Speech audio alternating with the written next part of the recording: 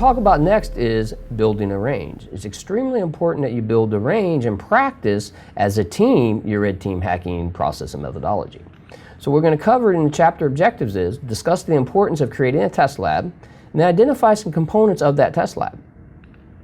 So the importance of a range. It's essential you have a test environment to practice before you go out into the production world. This is because you want to find out what works and doesn't work. And this is the concept of by knowing what works, when we get there, it happens much quicker and much faster and much easier. It allows us to test our theory before putting it in practice. We want to build and experiment scripts because you don't want a typo or some other mistake if you're having to work from the command line to prevent something from working. So the more scripts you have set up and built before you go do your red teaming, the more successful you will be. So what are some components? Well, you're going to need a router because as we talked about, the architecture always includes usually a router as a perimeter defense. So if you do not have a device on your own of a router, you can use emulators. One of my favorite emulators is Dynamips. Dynamips is a nice little tool. You need Dynagem, which is the front end for it, and it's a nice tool that will emulate a router and actually run a Cisco IOS. So you can practice against weak access control lists and other types of techniques to get through perimeter configurations.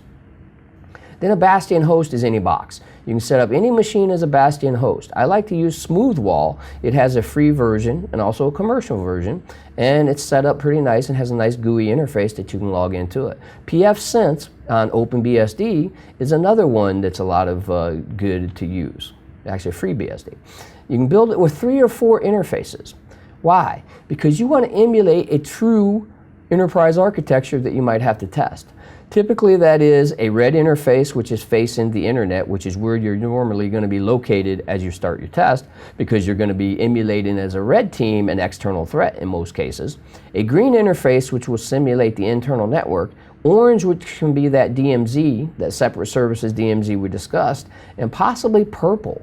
If you've got a wireless network or environment, a wireless you want to test, you can set up another interface and call it purple and then find out if somebody does compromise that wireless access point, where could they get to? And in your red teaming, if you compromise wireless, on the wired side hacking, what damage could you do? The attacker machine. Usually want to set up Windows with a Backtrack or a Kali virtual machine. Or you can build your own custom box. If you got time, build your own custom box. But most of us, as we've seen in the hacking toolkit, we just want to go and use something that's already been created for us. Some of us will invent our own, but why reinvent the wheel? And then the inside machine, usually a Windows box, because most in your red team environments, once you get into the architectures, you'll have some Unix and Linux, but probably predominantly Windows. Typically, most organizations run Windows. So we want to set up Windows machines and work with them. Get a Windows 7, get a Server 2008, a Server 2012, Windows 8. Start looking at ways to break into these different types of targets. So once you discover them, you'll have a method to break in. All boxes with at least 2 network cards configured. Why? Because I can bind one service to one port, one card. I can bind another service to another port, another card, and I can attack using the team 2 different interfaces different ways. And we can compare notes and say, okay, this worked against this interface and this didn't work against this interface. And we start building that testing library of how we're going to build our scripts. And then you do research. A lot of research, a lot of internet resources, a lot of things you can get to do your research. And what do? We call it you lab it up. You lab it up and you play. You find what works and doesn't work, and you identify what's going to work when you go into your red teaming event. This is where virtualization comes in. We love virtualization because virtualization gives us the capability where I used to have to carry 3 or 4 machines on a site. Now I can carry one laptop, high-end laptop, a lot of RAM, and I can run multiple virtual machines on it.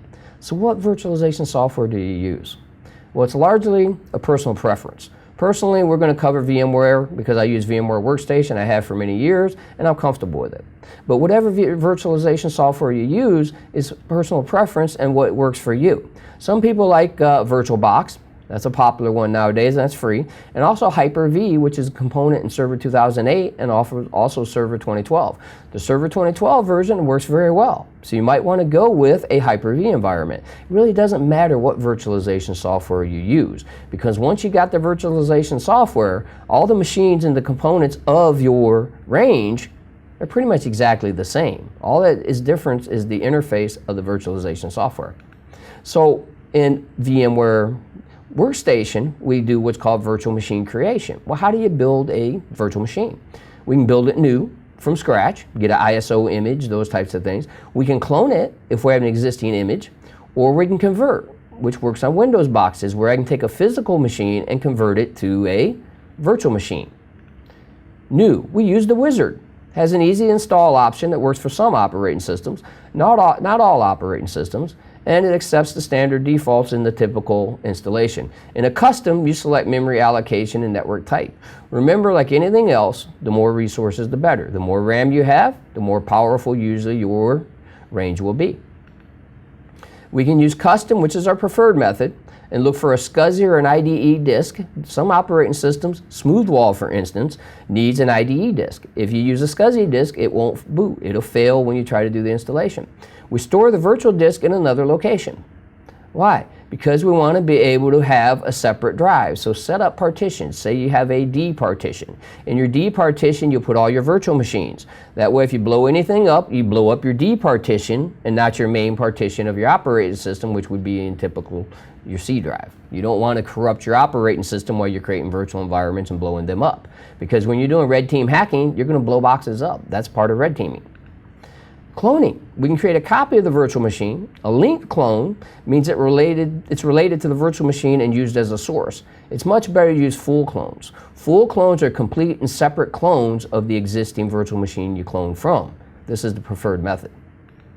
And this shows you a diagram of how you go into the virtual machine and you've got an option that says clone, click on clone, and you pretty much clone your machine. Works very well. Converting. VMware Converter is a tool to convert a physical machine to a virtual machine. You might have heard of it referred to as P2V.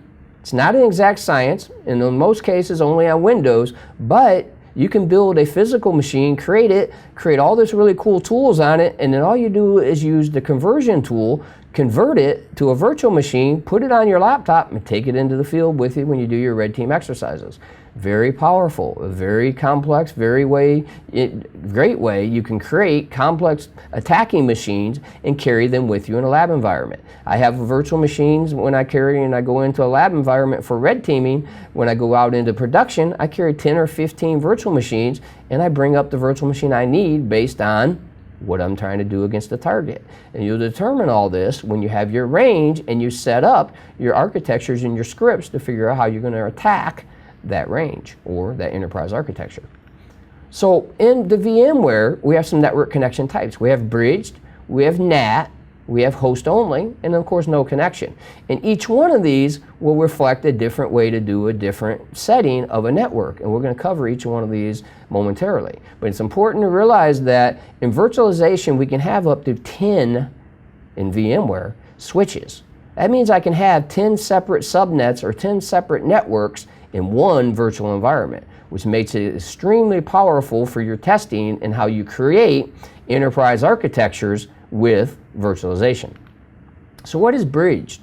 Bridged is where we connect the network using the host's physical network adapter. It's connected to the physical network. That means if it's connected to the physical network, it has to pull any IP address information, for instance, from a DHCP server on the physical network. Bridged is usually what we use if we want to communicate to the outside world and use the existing physical network adapter for that.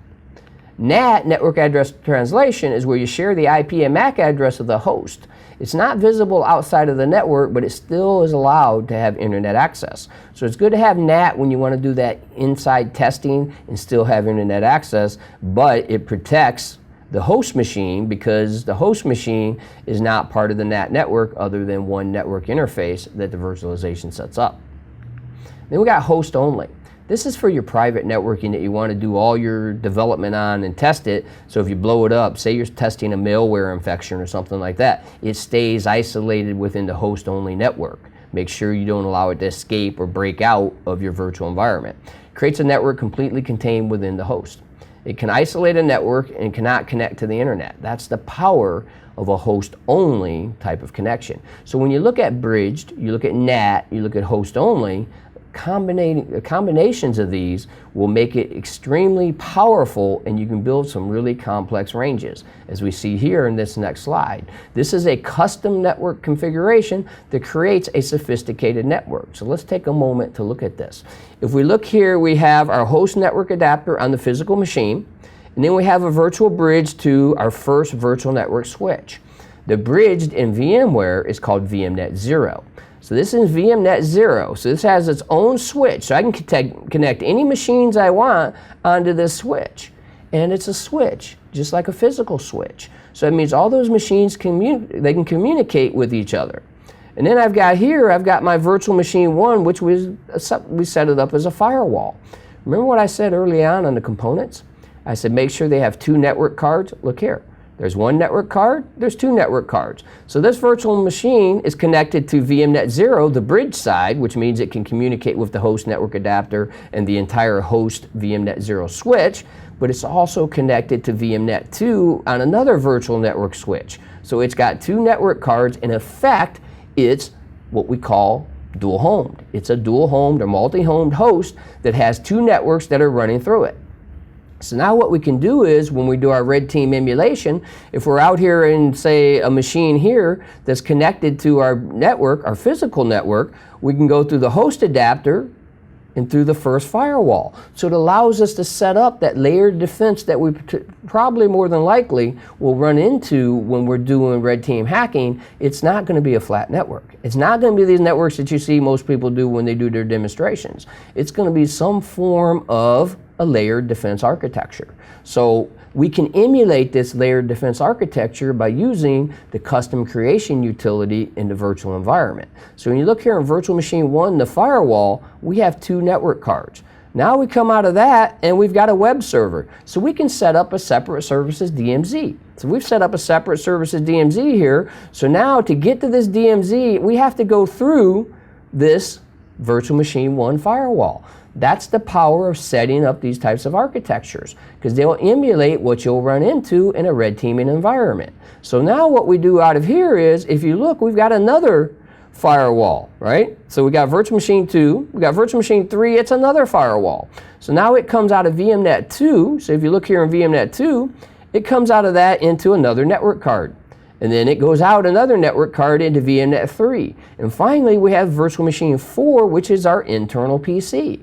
This is a true representation of a network architecture. So when you look at it, this is what we've done here. We have 1 firewall, 2 firewalls. So to get into this internal machine, our red teaming and our practice and our experimentation, we have to break 2 firewalls. Not an easy task. In a lot of cases, we might only be able to get to this web server because that's a service we know that's allowed all the way through the firewall, because they have to produce business, e-commerce, shopping carts, whatever, you name it. They have to have a web server with applications running on it. So in a red team environment, this web server might be the only machine we get to attack. This is the reality when we have a secure environment, if somebody's set up really good security. We're not probably going to get to this internal machine. 1, it's got 2 firewalls in front of it. 2, it's probably a private address, which means it's not routable. So from out in the internet cloud, I can't get to this private address in most cases. So because of that, we normally are going to be left with our red teaming environment, publicly what we can see, the IP addresses we can attack, and then privately, to get this side, we're going to do it client side. It's going to be client side. If it's allowed in your scope of work, click here. Send an email, click here. Send this, click here. Send that. These are the ways we're going to go through and do these types of attacks. And here's an architecture setting up with custom that actually shows you how it is. This router here is physical. So I actually have a physical router that I connected to the host machine. And then off of this 2950, that's a Cisco 2950 switch. So I set up a switch to actually communicate with the inside network. And then I've got a bridged interface with a box off of the bridged interface. And I got another box here. This is the 3. This is our Bastion host. This is our smooth wall firewall, pfSense, you name it. Any firewall you want to use, whatever you're going to run into in your environment, you're usually going to lab up.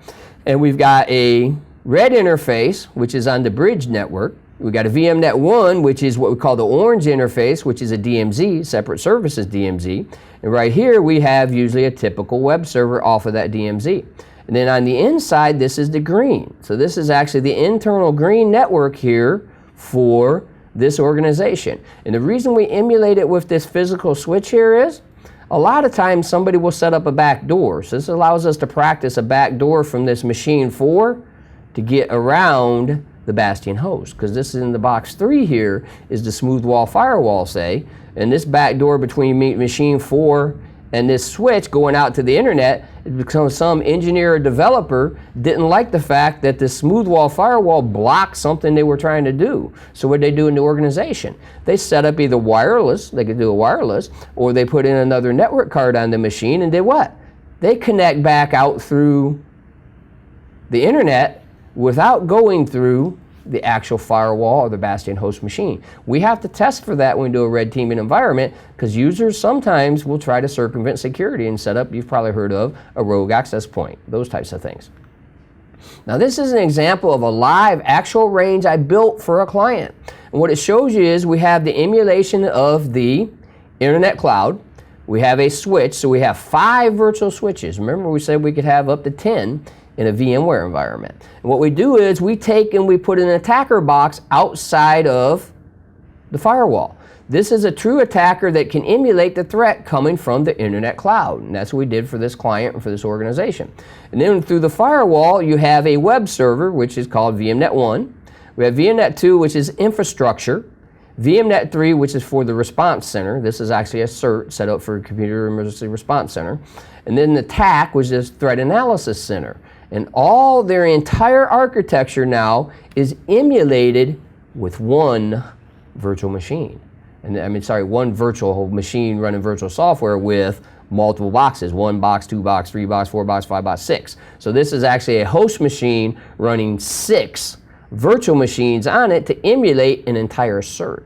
This is a government-controlled level CERT, Computer Emergency Response Team, that now in their test environment, they can test any situation their organization might encounter. So why? Because this new threat comes out. We showed you how to look up vulnerabilities, those types of things, exploits. So what we do is we bring up our attacker box here, running Kali Linux or Backtrack or one of our favorite tools or a custom build. And what we do here is we use that new attack, new exploit, we get the exploit database, exploit DB, whatever you want to get. We put it on this attacker box and we apply it across our architecture. So immediately this CERT for this example knows, are we at risk?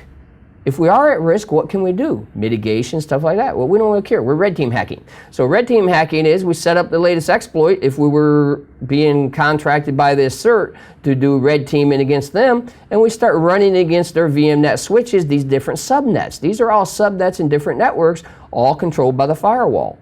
Remember, this firewall, if it's well configured and solid, we can look for vulnerabilities in it. We showed how we could potentially find vulnerabilities in the firewall if we know the vendor. Since most people in this region of the world that this comes from are Cisco, they like Cisco, Juniper. It's usually one or the other. It's either Cisco or Juniper, sometimes a SonicWall. We just start tracking the vulnerabilities of that and we look, what can we put on our attacker box to potentially break into this firewall? And this is the concept and why building a range is so important. So what we do from here is we just start running our attacks, and whatever works, we document, we write a script for it if we can, and we take it out into the production environment. So if I have this client come and ask me, hey Kevin, we want you to do a red team. Well, guess what I do?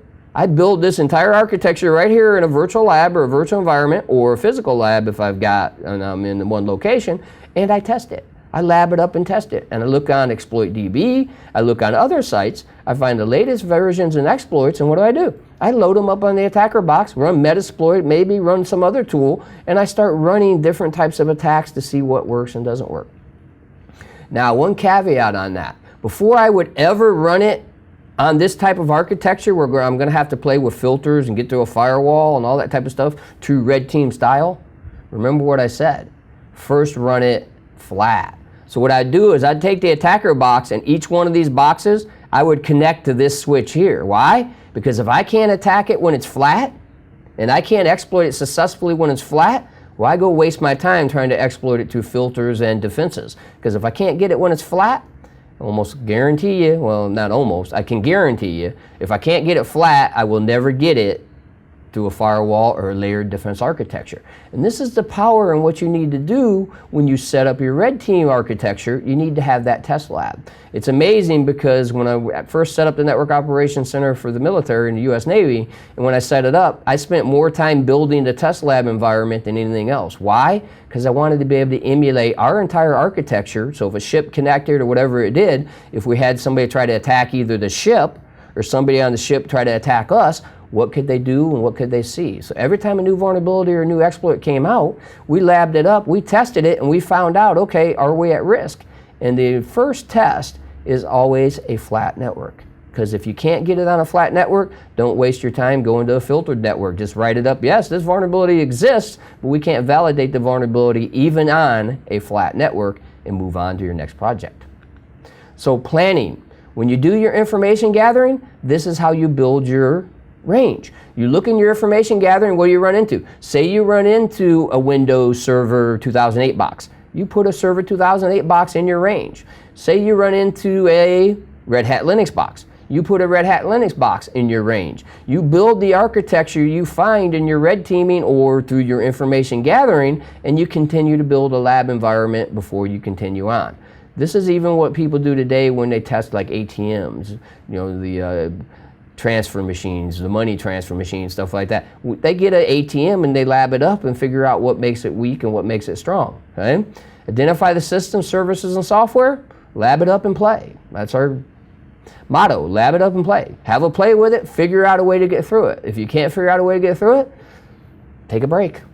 Think a little while, go back and try harder. Usually, given enough time and effort, you'll figure out ways to get through. Document what works and does not work. And from there, you have a powerful target range that you can use in red teaming and red team planning. In this chapter, we've discussed the importance of creating a test lab. We have identified components of a test lab, and we've explained how, with the power of virtualization, we can create and build pretty much any enterprise architecture environment in a virtual environment, and therefore we can test it. And the last thing we talked about was make sure that when you test it flat first. If you can't get it flat, don't worry about trying to test it with filters and routers and everything in place. And this concludes this chapter.